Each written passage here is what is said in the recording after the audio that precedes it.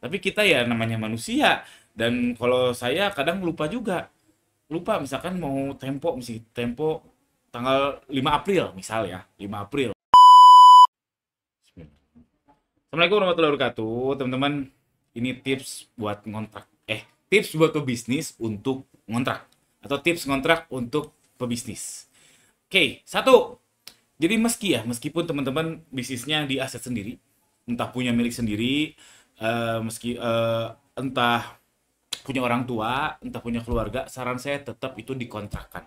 Artinya apa? Kita bayar ke diri kita sendiri. Jadi meskipun aset sendiri, saran saya dari sisi bisnis, kita tuh tetap ngontrak. Jadi bayar aja ke diri sendiri. Katakanlah pasaran di situ 20 juta, ya udah bisnis Anda bayar 20 juta ke Anda per tahun. Jadi jangan nggak di cas biayanya. Karena tempat itu ya biaya yang tak terhindarkan ya. Sedangkan itu punya Anda, jangan-jangan kalau misalkan apa ya, kalau misalkan mau pindah, bisnis maju, ternyata mau pindah ke tempat yang lebih besar, ternyata nggak sehat. Karena marginnya ketipisan, jangan-jangan.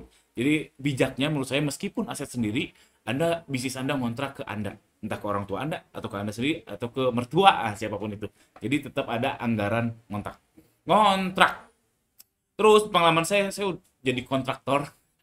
Jadi kontraktor tukang ngontrak udah berapa tahun berarti ini? Eh 2000 mulai bisnis ya 10 tahunan lah saya ngontrak. Saya belum punya aset aset bangunan tetap ya, belum punya, ngontrak semua. Enak itu bulanan sebetulnya, karena aslinya tuh tahunan kan ya, rata-rata rumah, ruko, gudang itu tahunan. Tapi kita ya namanya manusia, dan kalau saya kadang lupa juga. Lupa misalkan mau tempo tanggal 5 April misal ya, 5 April. Waduh, baru ingat bulan depan bulan April harus bayar kontrakan. Oh iya, harus ngumpulin uangnya. Nah, sebenarnya enaknya kalau bulanan.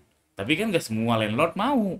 Jadi biasanya memang tahunan, umumnya memang tahunan. Tapi kita kadang lupa untuk nabung gimana kita bayar kontrakan tahun depan. Nah, saran saya pakai skema kayak gini. Jadi di sini ada landlord yang punya kontrakan, entah mungkin Anda sendiri juga boleh. Ada kita sebagai owner, saya sebagai owner bisnis atau Anda sebagai owner bisnis, lalu ada bisnis. Jadi si landlord atau Anda ngontrak ke landlord per tahun. Cara sederhananya misalkan 10 juta. Anda ke landlord ngontrak 10 juta setahun. Nih, Pak Haji, saya ada 10 juta ngontrak. Lalu Anda mengontrakkan ke bisnis Anda, atau bisnis Anda ngontrak ke Anda, itu 1 juta per bulan. Alias bulanan. Kalau yang ini 10 juta per tahun, ini 1 juta per bulan. Artinya ada selisih 2 juta untuk Anda sendiri. Boleh. Boleh. Jadi Anda dapat margin dari ngontrak. Boleh. Dan dari sisi bisnis jadinya ke tracking. Karena tiap bulan ya kalau udah ada pembukuan pasti ke tracking. Kalau belum, bertobat lah. Jadi pasti ke tracking. Oh, tiap bulan tuh bayar kontrakan berapa, bayar berapa. Sehingga ketahuan profitnya seperti apa. Sebenarnya ada cara, misalkan kalau kita mau ngontrak setahunan, ini ke convert kalau nggak salah ke eh piutang ya.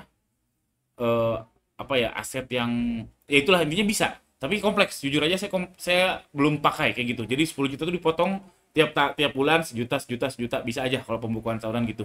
Cuman kalau yang belum terlalu advance dalam pembukuan, saran saya kayak gitu tadi, pakai skema ini. Jadi Anda ngontrak ke landlord, bisnis Anda sendiri ngontrak ke Anda sendiri, lalu Anda dapat margin 2 juta setahun, lumayan. Ya nggak? Lumayan. Ini tips ngontrak dari saya.